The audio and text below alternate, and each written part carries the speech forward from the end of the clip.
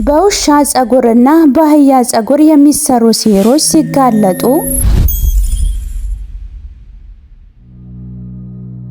ይህ የቀልብ ዶክተር ድምጽ ነው። አልሐምዱሊላህ ታካሚዎቻችን የሚድኑ በእኛ ኃይል እንዳይመስሎት በአላህ ኃይል ብቻና ብቻ ነው። ከቀልብ ዶክተር ዓላማ ውስጥ የአላህን ተአምር ማንገስ ዋነኛው ነው። በየጊዜው በቀልብ ዶክተር ታክመው መዳናቸውን ማመን እስከሚያቀታቸው ሲቃይ የተናነቃቸው ሲገልጹ የአላህ ተአምር ምን ያህል የገዘፈና ግልጽ እንደሆነ ያሳየናል። ከህመም ወደ ጤነኝነት፣ ከጭንቀት ወደ ደስታ፣ ከጨለማ ወደ ብርሃን፣ ካላሰቡበት ወደ ስኬት የደረሱት በአላህ ተአምር ቢሆን እንጂ። ልብ ለአላህ እጅ የሰጠና የተናነሰ ሲሆን ግልጽ ይሆናል። አላህም እንዲህ ይለናል፣ አላህን ትገነዘቡና በእርሱ ታምኑ ዘንድ በችሎታው ላይ ያስረጅ የሆኑ ግልጽ ተአምራቶችን ያሳያቸዋል። አልበቀራ። ኑ ባላህ ቃል ያላህን ተአምር እናግስ። ሕክምና ማግኘት ሲፈልጉ ይሄንን ሊንክ ይጫኑ።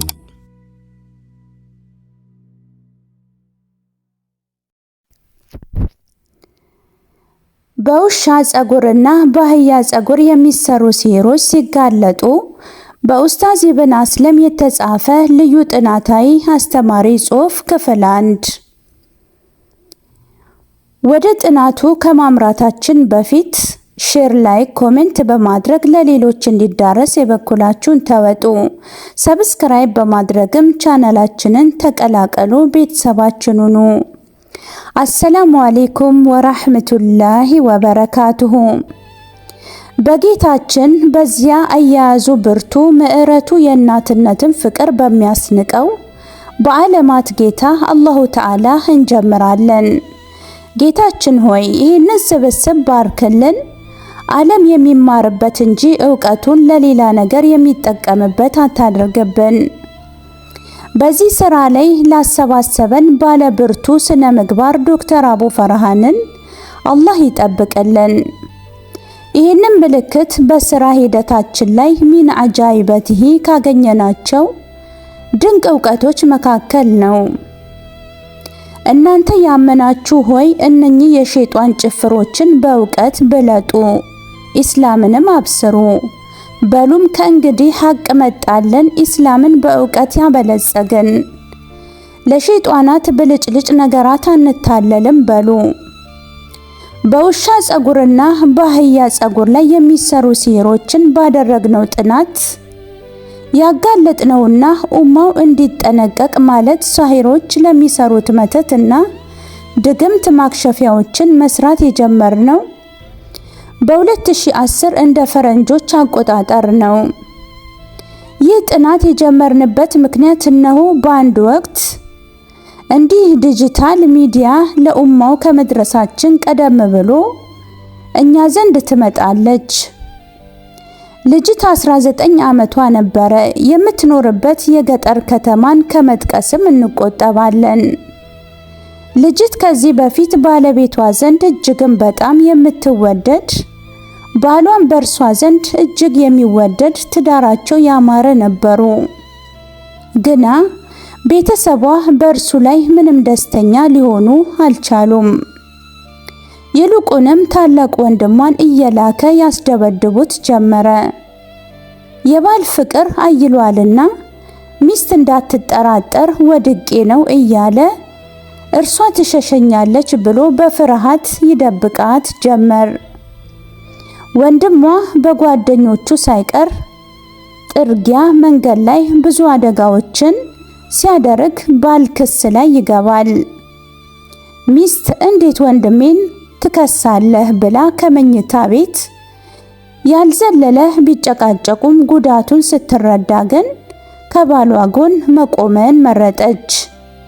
ለእርሱም እንዲህ አለችው፣ ክስ ላይ ከመግባታችን በፊት እኔ ስላላወቅኩኝ ክሱ ከመቀጠሉ በፊት ቤተሰቦቼ ናቸውና እሺ ይሉኛል፣ እኔ ላናገራቸው አለችው። ለኔ አለመንገርህም ጥፋት ነው ስትል ባል ተስማምቶ ለቀቃት። ሚስት ወላጆቿ ጋር ሄዳ ስትረዳ ለእርሱ ያላቸው ጥላቻ ወደር አልነበረውም። እነርሱን ማስታረቅ ፈጽሞ የማይቻል መሆኑን ተረዳች። ከባሏም ጎን እንደምትቆም ነግራቸው ተለያየች።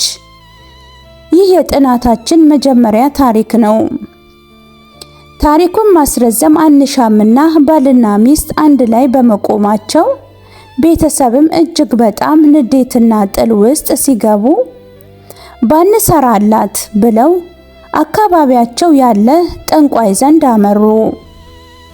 ከዚህ በኋላ ነው ያማረ የሞቀው ትዳራቸው መፈረካከስ የጀመረው። ሚስት ባሏ ሲመጣ ክፉኛ መሳል ትጀምራለች። ያስላታል። ብን ብን ከሚለው ሳል አንስቶ እስከሚያንቃት ድረስ ታስላለች። ባሏ ሲመጣ ትንሽ ነገር አንስታ መነጫነጭ መናገር ትጀምራለች።